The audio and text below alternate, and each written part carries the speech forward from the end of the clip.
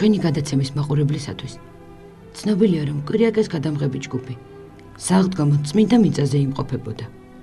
ჩვენ გვქონდა ბედნიერება, გარდა იერუსალიმისა, მოგოლოცა და დაგვეთვალიერებინა ისრაელსა და პალესტინაში მდებარე არაერთი სიწმინდე. მაშ ასე, დღევანდელ გამოშვებაში მოგითხრობთ გალილეის ტბის პირას მდებარე ქალაქების შესახებ. ეს გახლავთ კაპერნაუმი, გალილეის კანა, ტაბღა, ტიბერია, ანუ ძველი ქალაქი მიგდალა. აქვეა 9 ნეტარების სახელით ცნობილი მთა, სამარიის მთები და წმინდა მდინარე იორდანი. მაშ ასე, კვირიაკეს გადამღები ჯგუფი იორდანესთანაა.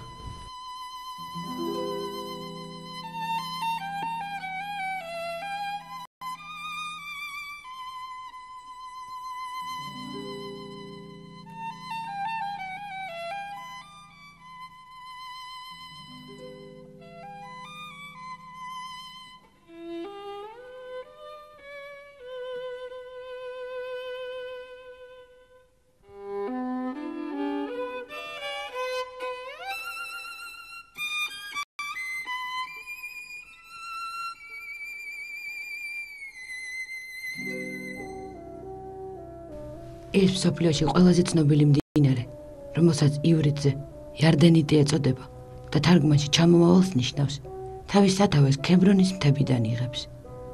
შემდეგ იგი გაივლის ტიბერიის ტბას, ანუ ტბას, რომელსაც ჩვენ გალილეას ვუწოდებთ, და მკვდარ ზღვაში ჩაედინება. მდინარე იორდანე არაერთხელ არის ნახსენები, როგორც ძველ, ასევე ახალ აღთქმაში და მას უდიდესი სულიერი მნიშვნელობა აქვს. ეს მდინარე იორდანეს სამხრეთ ნაწილის შესასვლელი გახლავთ. დღეს მიიჩნევა, რომ სწორედ აქ მოინათლა მაცხოვარი. შესასვლელ მოზაიკურ კედელზე, მსოფლიოში არსებულ ყველა დამწერლობაზე არის ის ფრაგმენტი ახალი აღთქმიდან, სადაც მაცხოვრის ნათლობაზეა საუბარი. მათ შორის არის ფრაგმენტი სახარებიდან ქართულ ენაზე.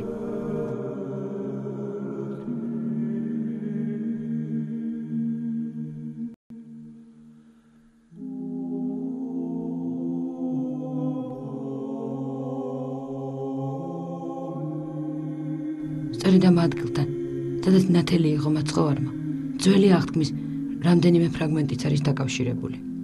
მაგალითად, სწორედ აქედან ამ აღლგაზეცად ელია წინასწარმეტყველი. აქვე გაიარა ისრაელის 12-მა ტომმა, რათა შესულიყვნენ აღთქმულ მიწაზე. ამიტომაც ამ ადგილს ივრითზე ბეით-ავარა ეწოდება, რაც თარგმანში გადასვლას ნიშნავს. დღეს ქრისტიანობისთვის ამ უწმინდეს ადგილას არაერთი მოლოცველი და პილიგრიმი იღრის თავს. ისინი კვართში გამოწყობილები ჩადიან წმინდა მდინარე იორდანეში, რათა სიმბოლურად კიდევ ერთხელ ეზიარონ ნათლობის საიდუმლოს. თუ ნათლობა ადამიანის თავიდან დაბადება და ახალი სიცოცხლის დასაწყისია, ყოველგვარი გადაჭარბების გარეშე შეიძლება ითქვას, რომ იორდანეში ჩასვლის შემდეგ ნებისმიერ ადამიანს ისეთი საოცარი სიხარული, განახლების შეგრძნება და გასაოცარი ემოცია ეუფლება, რომ ამის თითყვით გამოხატვა სრულიად შეუძლებელია. ეს ნამდვილად არის მდინარე, რომელიც ღვთაებრივ სინათლესა და საოცარ მადლს ატარებს.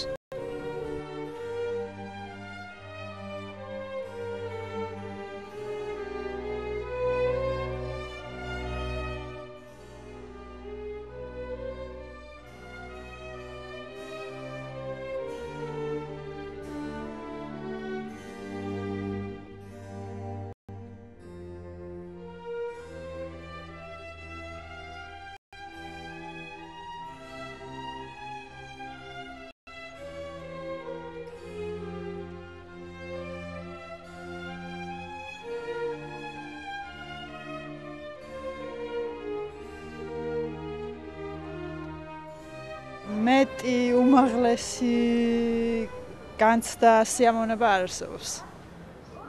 ძალიან დიდი სიამოვნება აქ ყოფნა და ძალიან ბედნიერება. ეს არის უსაზღვროდ. არ ვიცი რა, მართლა არ შემიძლია ენით გადმოცემა, იმდენად ბედნიერება, იმდენად როგორ ვთქვა, სასწაულად მიმოჩნია ჩემი თავი და ძალიან ბედნიერად რომ მე ვიმყოფები ამ წმინდა მიწაზე. იორდანიდან გალილეის ტბისაკენ მიმავალთ. გზად სამარიის მთები გვხვდება. ამ ტერიტორიაზე სამარიელები ჩვენს წელთაღრიცხვამდე 721 წლიდან ცხოვრობენ. ისინი არ არიან იუდეველთა შთამომავლები, მაგრამ მათ მოისურვეს მიიღოთ მონაწილეობა სოლომონის ტაძრის ახალმშენებლობაში.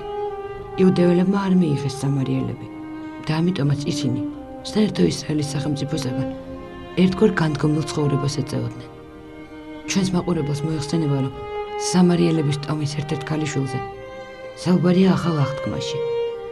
თუმცა სამარიელთა ტომი ახლა უკვე გადაშენების გზაზეა. მთელი ისრაელის ტერიტორიაზე სულ რაღაც 700 ოჯახია დარჩენილი. როგორც გითხრეს, ისინი ძნელად ადაპტირდებიან საზოგადოებაში და მხოლოდ ერთმანეთზე ქორწინდებიან. რელიგიური თვალსაზრისითაც სამარიელთა სწავლება იუდაიზმში სექტანტურად ითვლება. სამარიის მთებთანვეა ნეტარების მთის სახელით ცნობილი მთა.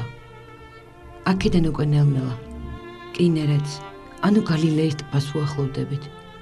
ამ მთას ნეტარების მთა იმიტომ ეწოდება, რომ სწორედ ამ ადგილიდან წარმოსდგა მაცხოვარმა ქადაგება 9 ნეტარების შესახებ. თუმცა აღსანიშნავია ის ფაქტიც, რომ მთის ის მონაკვეთი, სადაც მოხდა ეს ფაქტი, დღესდღეობით ზუსტად არ არის დადგენილი არც არქეოლოგიური და არც ტოპოგრაფიული მონაცემებით. 9 ნეტარების მთიდან ვუახლოვდებით ქალაქ ტვერიას. ეს ქალაქი არსად არის მოხსენიებული ახალ აღთქმაში. დღეს ისტორიკოსები მიიჩნევენ, რომ ამის მიზეზი ის გახლავთ, რომ იმ პერიოდში ტვერიაში ფაქტურად არ ცხოვრობდა ებრაული მოსახლეობა. ვინაიდან ქალაქი ძველ სასაფლაოზე იყო აშენებული, ებრაელებმა უარი განაცხადეს აქ ცხოვრებაზე. ამიტომაც ეს ქალაქი მაცხოვარს თავისი ქადაგების ადგილად არ გაუხდია. მაგრამ სამაგიეროდ მთელი ისრაელის ტერიტორიაზე ყველაზე პირველად ქრისტიანობამ ფეხი სწორედ ტვერიაში მოიკიდა და ყველაზე ადრე აქ შეიქმნა ქრისტიანული საზმო და შემდეგ კი საეპისკოპოსო. ამჟამად უკვე ტვერიის გარეუბანია ძველთაძველი ქალაქი მიგდალა. სიტყვა მიგდალა ივრითზე კოშკს ნიშნავს. ბერძნები და რომაელები ქალაქს მაგდალას ეძახდნენ. სწორედ მაგდალაში ცხოვრობდა მარია მაგდალინელი.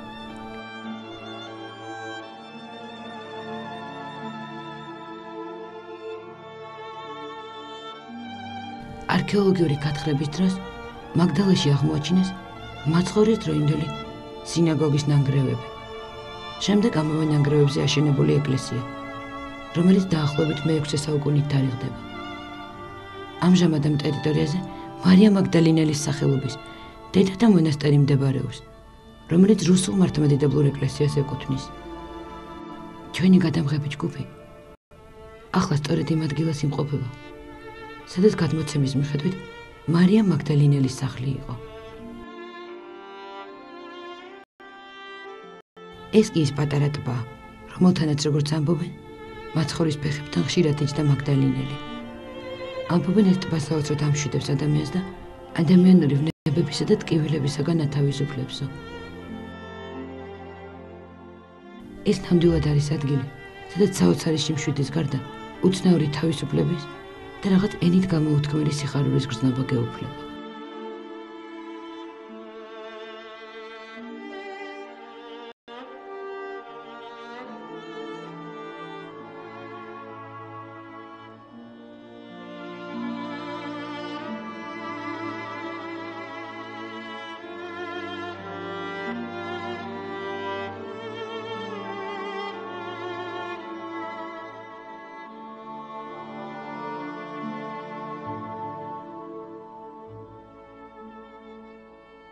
მიგდალა, კაპერნაუმი, აბღა და კანა კინერეთის ტბის ირგვლივ არის განლაგებული. კინერეთი ამ ადგილს ქვია ივრითზე. რომაელები მას ტიბერიის ზღვას, ანუ ტიბერიადას უწოდებდნენ. ახალ აღთქმაში იგი გალილეის ზღვის სახელით არის მოხსენიებული, რადგან ეს რაიონს მთლიანად, სადაც იგი მდებარეობს, გალილეა ეწოდება. სინამდვილეში ეს ზღვა კი არა ტბაა, თუმცა მას უდიდესი სულიერი მნიშვნელობის გარდა ისრაელისა და პალესტინისათვის უზარმაზარი მატერიალური მნიშვნელობაც აქვს. ეს არის მთელ ამ ტერიტორიაზე არსებული ერთადერთი ბუნებრივი რეზერვუარი. მათხოვრის მიწიერი ცხოვრების პერიოდში გალილეის ტბის დასავლეთ ნაწილი ძალიან მჭიდროდ იყო დასახლებული ებრაული მოსახლეობით. დასავლეთ ნაწილიდან მოიყვნენ მისი მოციქულებიც. ისევე როგორც მდინარე იორდანე, გალილეის ტბაც რაღაც საოცარი შინაგანი სინათლის მატარებელია. იქნებ მეორდებით, მაგრამ მაინც უნდა ვთქვათ, თუ რამდენიმე სიტყვაში მოახერხებ გადმოცეის განწყობა და ემოცია, რასაც გალილეის ზღვისაგან იღებ, ის ასე შეიძლება დახასიათდეს სიმშვიდე, თავისუფლება და ენით უთქმელი სიხარულის შეგრძნება.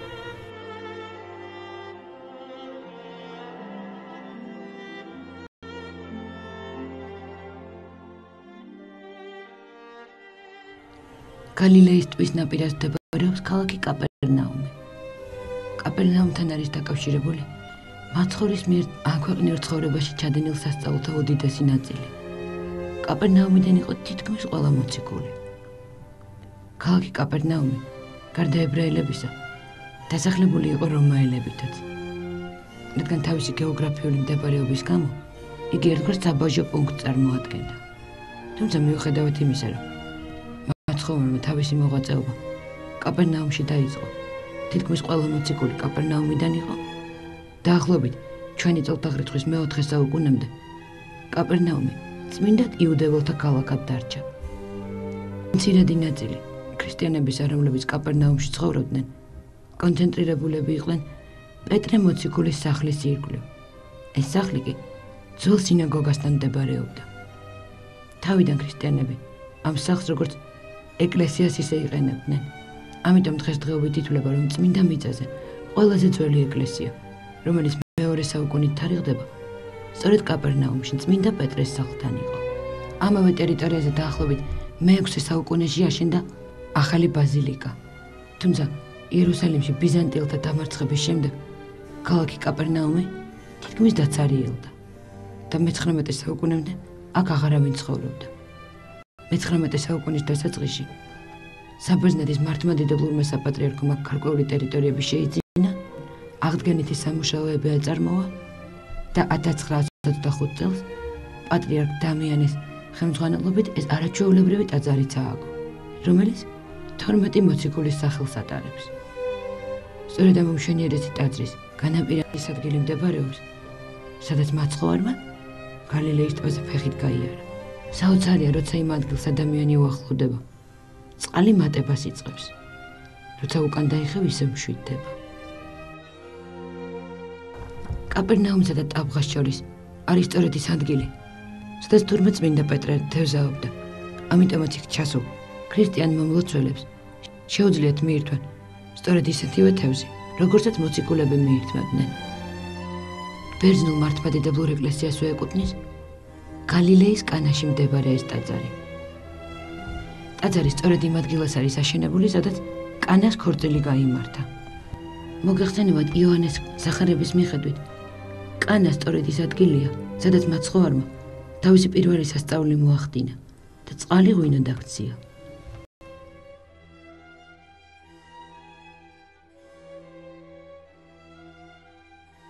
ამ ტაძარში შეგიძლიათ შეიძინოთ კანას ცნობილი ღვინო.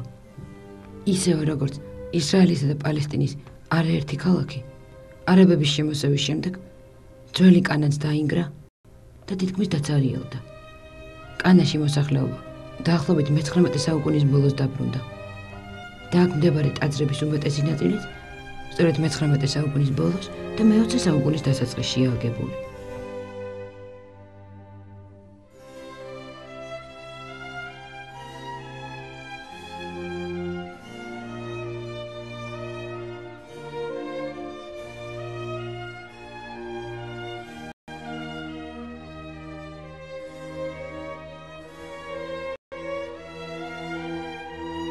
ბედნიერი ვარ, რომ ამ მიწაზე უფალმა მომცა საშუალება ჩამოსულიყავი.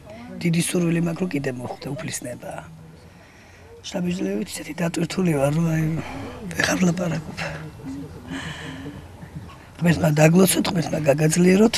იცით რა, ალბათ არ უნდა მოგდეს ადამიანი ისე აქ რომ არ მოხვდეს ერთხელ მაინც და ის მადლი არ წაიღოს თავის ქვეყანაში და თავის ოჯახში.